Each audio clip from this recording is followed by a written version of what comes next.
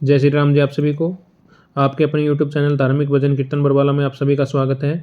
जैसा कि आप सभी को पता है कि आज बृहस्पतिवार है, यानी कि वीरवार है।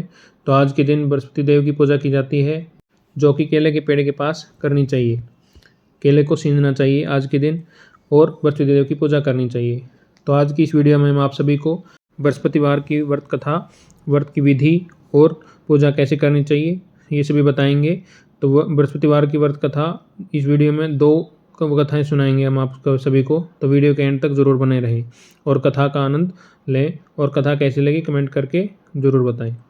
तो आइए शुरू करते हैं बृहस्पतिवार की व्रत कथा। सबसे पहले बृहस्पतिवार की विधि। इस दिन भगवान विष्णु की पूजा की जाती है। दिन में एक ही समय भोजन करना चाहिए। पीले वस्त्र धारण करने चाहिए। पीले फलों का प्रयोग करना चाहिए। भोजन भी चने की दाल का होना चाहिए। नमक नहीं खाना चाहिए इस दिन। पीले रंग का फूल, चने की दाल, पीले कपड़े और पीले चंदन से पूजन करनी चाहिए। पूजन के पश्चात कथा सुननी चाहिए। यह व्रत करने से बृहस्पति देवता अति प्रसन्न होते हैं तथा धन, अन्न, विद्या व रूपमान पत्नी का लाभ होता है। स्त्रियों के लिए यह व्रत अति आवश्यक है। इस व्रत में केले का पूजन करना चाहिए, जो कि मैंने वीडियो के स्टार्टिंग में आप सभी को बताया था। तो आइए बृहस्पतिवार की व्रत कथा शुरू करते हैं। एक नगर में एक बड़ा व्यापारी रहता था। वह जहाज में माल लदवाकर दूसरे देशों में बेचा करता था। खुद भी जहाज़ों के साथ दूर दूर के देशों को जाया करता था। इस तरह वह खूब धन कमा कर लाता था। उसकी गृहस्थी खूब मज़े से चल रही थी। वह दान भी खूब जी खोल कर किया करता था, परंतु उसका इस तरह से दान देना उसकी पत्नी को बिल्कुल पसंद नहीं था। वह किसी को एक दमड़ी भी देकर खुश न थी। एक बार जब वह सौदागर माल से जहाज को भरकर किसी दूसरे देश को गया हुआ था, तो पीछे से बृहस्पति देवता साधु का रूप धारण करके उसकी कंजूस पत्नी के पास पहुंचे और भिक्षा की याचना की। उस व्यापारी की पत्नी ने बृहस्पति देवता से कहा कि महात्मा जी, मैं तो इस दान पुण्य से बहुत तंग आ गई हूँ। मेरा पति बहुत सारा धन व्यर्थ में दान में नष्ट कर देता है। आप कोई ऐसा उपाय बताइए जिससे हमारा सभी धन नष्ट हो जाए। इससे न तो धन लुटेगा और न ही मुझे कोई दुख होगा। बृहस्पति देवता ने कहा कि तुम बड़ी विचित्र हो। धन और संतान तो सभी चाहते हैं। पुत्र और लक्ष्मी को तो पापी के घर में भी होना चाहिए। यदि तुम्हारे पास दो धन है तो तुम दिल खोलकर पुण्य कार्य करो। भूखों को भोजन खिलाओ, प्यासों को पानी पिलाओ, यात्रियों के लिए धर्मशालाएं बनवाओ। कितने ही निर्धनों की कन्याएं, कुंवारी कन्याएं धन के अभाव में वे अविवाहित बैठी हैं, उनका विवाह संपन्न कराओ। और भी अनेक पुण्य कार्य हैं जिनको करके तुम्हारा लोक परलोक सार्थक हो सकता है। लेकिन व्यापारी की स्त्री बड़ी ढीठ थी। उसने कहा, महात्मा जी, मैं इस विषय में आपसे कोई बात नहीं सुनना चाहती। मुझे ऐसे धन की कोई आवश्यकता नहीं जो दूसरों को बांटती फिरूं। बृहस्पति देवता बोले कि यदि तुम्हारी ऐसी इच्छा है तो फिर ऐसा ही होगा। तुम 7 बृहस्पतिवार गोबर से घर लीपकर पीली मिट्टी से अपने केशों को धोना, भोजन में मांस मदिरा ग्रहण करना, कपड़े धोना, बस तुम्हारा सारा धन नष्ट हो जाएगा। इतना कहकर बृहस्पति देव अंतर्ध्यान हो गई। उस औरत ने बृहस्पति देवता के कहे अनुसार 7 बृहस्पतिवार ऐसा वैसा ही करने का निश्चय किया। केवल 6 गुरुवार बीतने पर ही उस स्त्री का संपूर्ण धन नष्ट हो गया और वह स्वयं भी परलोक सिधार गई। उधर माल से भरा उसके पति का जहाज समुद्र में डूब गया। उससे बहुत बड़ी मुश्किल से लकड़ी के तख्तों पर बैठकर अपनी जान बचाई। वह रोता धोता अपने नगर में वापस पहुंचा। वहां आकर देखा तो कि उसका सब कुछ नष्ट हो गया है। उस व्यापारी ने अपनी पुत्री से सब समाचार पूछा। लड़की ने पिता को उस साधु वाली पूरी कहानी सुना दी। उसने पुत्री को शांत किया। अब वह प्रतिदिन जंगल में जाकर वहां से लकड़ियां चुनकर लाता और उन्हें नगर में बेचकर अपनी जीविका चलाने लगा, मगर गुजारा बड़ी मुश्किल से होता था। एक दिन उसकी पुत्री ने दही खाने की इच्छा प्रकट की, लेकिन व्यापारी के पास एक भी पैसा नहीं था। उसको दही लाकर कैसे देता। लकड़हारा उसे आश्वासन देकर जंगल में जाकर एक वृक्ष के नीचे बैठकर अपनी पूर्व दिशा को विचार कर रोने लगा। वह गुरुवार का दिन था। बृहस्पति देवता उसकी यह अवस्था देखकर साधु का रूप धारण करके उस व्यापारी के पास आ पहुंचे और कहने लगे, लकड़हारे, तू इस जंगल में किस चिंता में बैठा है। व्यापारी ने उत्तर दिया, महाराज, आप सब कुछ जानने वाले हैं। इतना कहकर उसने आंध्रकंठ और भीगी आंखों से बृहस्पति देवता को अपनी आप बीती सुना दी। बृहस्पति देवता ने कहा, भाई, तुम्हारी पत्नी ने गुरुवार के दिन भगवान का अपमान किया था, इसी कारण तुम्हारा यह हाल हुआ है। लेकिन अब तुम किसी प्रकार की चिंता न करो, भगवान तुम्हें पहले से भी अधिक धनवान करेगा। तुम मेरे कहे अनुसार गुरुवार के दिन बृहस्पति देवता का पाठ किया करो। 2 पैसे के चने और मुनक्का मंगवाकर जल के लोटे में थोड़ी सी शक्कर डालकर वह अमृत और प्रसाद परिवार के सब सदस्यों तथा कथा सुनने वालों में बांट दो और खुद भी अमृत पान किया करो और प्रसाद खाया करो, तो भगवान तुम्हारी सब मनोकामना पूर्ण करेंगे। साधु को प्रसन्न देखकर उस व्यापारी ने कहा, महाराज, मुझे लकड़ियों में से तो इतना पैसा भी लाभ नहीं होता कि मैं 2 पैसे की दही लाकर अपनी लड़की को खिला सकूं। उसको मैं हर रोज़ झूठा आश्वासन देकर टालता आता हूँ। बृहस्पति देवता ने कहा कि भक्तराज तुम चिंता मत करो, आगामी बृहस्पतिवार के दिन तुम शहर में लकड़ियां बेचने जाना। तुमको उस दिन लकड़ियों के 4 पैसे अधिक मिलेंगे, जिसमें से तुम 2 पैसे की दही लाकर अपनी पुत्री को खिलाना और 2 पैसे की मुनक्का और चने लाकर गुरुवार देवता की कथा करना। जल में जरा सी शक्कर डालकर अमृत बनाना और कथा का प्रसाद सब में बांटना और खुद भी खाना, जो तुम्हारे सब काम सिद्ध हो जाएंगे। इतना कहकर बृहस्पति देवता अंतर्ध्यान हो गए। गुरुवार के दिन उस व्यापारी ने जंगल में से लकड़ियां इकट्ठी की और शहर में बेचने के लिए चला गया। उसको उस दिन 4 पैसे अधिक मिले, जिसमें से 2 पैसे की दही लाकर उसने अपनी लड़की को दे दी और 2 पैसे के चने और मुनक्का लेकर अमृत बनाकर प्रसाद बांटा और प्रेम से खाया। उस दिन से वह उसकी सब कठिनाइयां दूर होने लगी। परंतु अगले दिन गुरुवार को वह बृहस्पति देवता की कथा करना भूल गया। शुक्रवार को उस नगर के राजा ने आज्ञा दी कि कल मैंने एक बहुत बड़े का आयोजन करवाया है, अतएव कोई भी व्यक्ति अपने घर में अग्नि न जलाए और समस्त देवता जनता मेरे यहाँ आकर भोजन करें। जो इस आदेश की अवहेलना करेगा उसे सूली पर लटकाया जाएगा। राजा की आज्ञा अनुसार अगले दिन सब लोग राजा के महल में भोजन करने गए, लेकिन उस व्यापारी और उसकी लड़की दोनों तनिक विलंब से पहुंचे। अतएव राजा ने उन दोनों को अपने महल में के अंदर ले जाकर भोजन करवाया। जब वह पिता पुत्री भोजन कर वापसी आए तो महारानी की दृष्टि पर उस खुंटी पर पड़ी जिस पर उसका नौलखा हार टंगा हुआ था। वह खुंटी पर अब हार नहीं था। महारानी को विश्वास हो गया कि उसका हार लकड़हारा और उसकी लड़की ही लेके गए हैं। फौरन सिपाहियों को बुलाकर दोनों बाप बेटी को कैद करवाकर जेल में डाल दिया गया। कैदखाने में पड़कर बाप बेटी दोनों अत्यंत दुखी हुए। वहाँ इन्होंने बृहस्पति देवता का स्मरण किया। बृहस्पति देवता वहीं प्रकट हो गए और व्यापारी से कहने लगे, भक्तराज तुम पिछले सप्ताह बृहस्पति देवता की कथा करना भूल गए थे, इसलिए तुम्हारा यह हाल हुआ है। परंतु तुम किसी प्रकार की चिंता न करो। बृहस्पति के दिन कैदखाने के दरवाजे पर तुम्हें 2 पैसे पड़े मिलेंगे।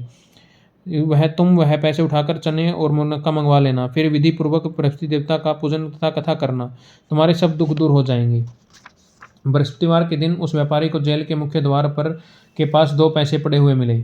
बाहर सड़क पर एक स्त्री जा रही थी। व्यापारी ने उसे बुलाकर कहा कि वह बाजार से उसे 2 पैसे के चने और मुनक्का ला दे, ताकि मैं बृहस्पति देवता की कथा कर सकूं। उस पर स्त्री ने कहा कि मैं अपनी बहू के लिए कपड़े सिलवाने जा रही हूँ, मैं बृहस्पति भगवान को क्या जानूं। इतना कहकर वह औरत वहाँ से चली गई। थोड़ी देर बाद वहाँ से एक और स्त्री निकली। व्यापारी ने उस स्त्री को बुलाकर प्रार्थना की, बहन तुम मुझे बाजार से 2 पैसे के चने और मुनक्का ला दो, मुझे बृहस्पति देवता की कथा करनी है। वह स्त्री बृहस्पति देवता का नाम सुनकर बोली, बलिहारी जाऊँ वीर भगवान के नाम पर, मैं तुम्हें अभी मुनक्का और चने लाकर देती हूँ। मेरा इकलौता बेटा मर गया है, मैं उसके लिए कफन लेने जा रही थी, मगर अब पहले तुम्हारा काम करूँगी, उसके बाद मेरे बेटे के लिए कफन लाऊंगी। उस स्त्री ने व्यापारी से 2 पैसे लिए और बाजार से चने और मुनक्का लेकर आई और स्वयं भी बृहस्पति देवता की कथा सुनी। कथा समाप्त होने के बाद वह स्त्री अपने पुत्र के लिए कफन लेकर अपने घर की ओर रवाना हुई तो क्या देखती है कि दोनों कि लोग उसके बेटे की लाश को राम नाम सत्य कहते हुए शमशान की ओर ले जा रहे थे। उस स्त्री ने उन लोगों से कहा, भाई मुझे अपने लाडले का मुख तो दिखने दो। लोगों ने अर्थी को जमीन पर रख दिया। तब उस स्त्री ने अपने मृत पुत्र के मुख में प्रसाद और अमृत डाला। प्रसाद और अमृत के मुख में पड़ने के साथ ही उसका पुत्र उठ खड़ा हुआ और अपनी माता को गले लगाकर मिला। दूसरी स्त्री जिसे बृहस्पति देवता का निरादर किया था, वह अपने पुत्र के विवाह के लिए कपड़े लेकर वापसी लौटी और उसका पुत्र घोड़ी पर बैठकर बारात में निकला तो घोड़ी ने ऐसी छलांग मारी कि वह जमीन पर आ गिरा और बुरी तरह से घायल हो गया और कुछ ही क्षण के पश्चात वह मर गया। तब वह स्त्री रो रो कर बृहस्पति देवता से कहने लगी, हे देव मेरा अपराध क्षमा करो, मुझे मेरा अपराध क्षमा करो। उसकी प्रार्थना सुनकर भगवान बृहस्पति साधु का रूप धारण कर वहाँ आए और वह स्त्री से कहने लगी, देवी अधिक विलाप करने से की कोई जरूरत नहीं है। तुमने गुरुवार देवता का निरादर किया था, जिसके परिणाम स्वरूप तुम्हें यह मिला है। तुम जेलखाने जाकर भक्त से समालोचना करो और उससे सब कुछ ठीक हो जाएगा। वह स्त्री फिर जेलखाने पहुंची और मुख्य द्वार के पास जाकर उस व्यापारी के हाथ जोड़कर कहने लगी, भक्तराज मैंने तुम्हारा कहा नहीं माना, मुनक्का और चना लाकर तुम्हें नहीं दिए। इससे गुरुवार देवता मुझसे रुष्ट गए और जिसके कारण मेरा इकलौता पुत्र मर गया, घोड़ी से गिरकर मर गया। व्यापारी ने कहा कि माता तू चिंता मत कर, गुरुवार देवता सब कल्याण करेंगे। तुम पहले अगले गुरुवार को आकर बृहस्पति देवता की कथा सुनना। तब तक अपने पुत्र के शव को फूल, इत्र, घी आदि सुगंधित पदार्थों में रख दो। उस स्त्री ने ऐसा ही किया। बृहस्पति देवता का बृहस्पति का दिन आया पहुंचा। वह 2 पैसे की मुनक्का और चने लेकर और पवित्र जल का लोटा भरकर जेल के द्वार पर आ गई और श्रद्धा के साथ बृहस्पति देवता की कथा सुनी। तब जब कथा समाप्त हुई तो अमृत व प्रसाद लाकर अपने मृत पुत्र के मुख में डाला। अचानक उसकी सांसें आने लगी तो वह उठकर खड़ा हो गया। पुत्र को लेकर अब वह महिला खुशी से अपने घर को रवाना हुई और बृहस्पति देवता के गुण गाने लगी। उसी दिन रात्रि में राजा को बृहस्पति देवता ने स्वप्न में दर्शन दिए और कहा कि हे राजन, तूने जिस व्यापारी और उसकी पुत्री को जेल में बंद कर रखा है वह दोनों निर्दोष हैं। अब दिन निकलने के साथ ही दोनों को जेल से रिहा कर दो। तेरी रानी का नौलखा हार उसी खूंटी पर लटका है। दिन निकला तो रानी ने अपना हार खूंटी पर लटका देखा। राजा ने उस व्यापारी को जेल से रिहा कर अपने अपराध के लिए क्षमा मांगी और उसको अपना आधा राज्य देकर उसकी लड़की का उच्च कुल में विवाह कर दहेज में हीरे जवाहरात दिए। बृहस्पति देवता ऐसे ही हैं, जैसी जिसकी मनोकामना होती है वह पूर्ण करते हैं। इस व्रत के करने से व्यक्ति रोग मुक्त व निर्धन धनवान होता है, निपुत्र पुत्रवान होता है, यश व ऐश्वर्य की वृद्धि होती है, जीवन सुखमय होता है, मन की चिंताएं भी दूर होती हैं। जो कोई श्रद्धा और प्रेम से बृहस्पति देवता की कथा पढ़ेगा और उस दूसरों को पढ़कर सुनाएगा, उसकी सब इच्छाएं पूर्ण होंगी। बोले बृहस्पति भगवान की जय हो। आइए आप सभी को बृहस्पति देवता की दूसरी कथा सुनाता हूँ। एक दिन इंद्र अहंकार पूर्वक अपने सिंहासन पर बैठे थे और बहुत से देवता, ऋषि, गंधर्व, किन्नर आदि इस सभा में उपस्थित थे। जिस समय बृहस्पति जी वहां आए तो उस सब ने उनके सम्मान के लिए खड़े हुए, परंतु इंद्र गर्व के कारण खड़ा न हुआ, यद्यपि वह सदैव उनका आदर किया करता था। बृहस्पति जी इसे अपना अनादर समझकर वहां से उठकर चले गए। तब इंद्र को बहुत बड़ा दुख हुआ कि देखो, मैंने गुरुजी का अनादर कर दिया है, मुझसे बड़ी भारी भूल हो गई है। गुरुजी के आशीर्वाद से ही मुझको यह वैभव मिला है, उनके क्रोध से यह सब नष्ट हो जाएगा। इसलिए मुझे उनके पास जाकर ही क्षमा मांगनी चाहिए, जिससे उनका क्रोध शांत हो जाएगा और मेरा कल्याण हो जाएगा। इस प्रकार का विचार कर इंद्र बृहस्पति जी के आश्रम पर गए। बृहस्पति जी ने अपने योग बल से जान लिया कि इंद्र क्षमा मांगने के लिए उनके पास आश्रम आ रहा है। तब क्रोधवश उनसे भेंट करना उचित न समझ वे अंतर्ध्यान हो गए। जब इंद्र ने बृहस्पति जी के आश्रम में न देखा तो वह निराश होकर लौट आया। जब दैत्यों को के राजा वर्षवर्मा को यह भी समाचार विदित हुआ कि उसने अपने गुरु शुक्राचार्य की आज्ञा से इंद्रपुरी को चारों तरफ से घेर लिया, गुरु की कृपा न होने के कारण देवता हारने व मार खाने लगे। तब देवताओं के ने जाकर ब्रह्मा जी को विनयपूर्वक वह सब वृत्तांत सुनाया और निवेदन किया कि महाराज, दैत्यों से किसी भी प्रकार हमारी रक्षा कीजिए। ब्रह्मा जी ने कहा कि तुमने बड़ा अपराध किया है, जो गुरुदेव को क्रोधित कर दिया। तपस्या ऋषि के पुत्र विश्वरूपा बड़े तपस्वी और ज्ञानी हैं, उन्हें अपना पुरोहित बनाओ और तभी तुम्हारा कल्याण हो सकेगा। यह वचन सुनते ही इंद्र तपस्या ऋषि के पास गए और विनीत भाव से कहने लगे कि आप हमारे पुरोहित बन जाएं, जिससे हमारा कल्याण हो। तपस्या ऋषि ने उत्तर दिया कि पुरोहित बनने से तपोबल घट जाता है, परंतु तुम बहुत विनती करते हो तो मेरा पुत्र विश्वरूपा पुरोहित बनकर तुम्हारी रक्षा करेगा। विश्वरूपा ने पिता की आज्ञा से पुरोहित बनकर ऐसा यत्न किया कि हरि इच्छा से इंद्र वर्षवर्मा को युद्ध में जीतकर इंद्र सिंहासन पर स्थित हुआ। विश्वरूपा के 3 मुख थे। एक मुख से वह सोमपल्ली का रस निकालकर पीते, दूसरे मुख से मदिरा पीते और तीसरे मुख से अनादि भोजन करते।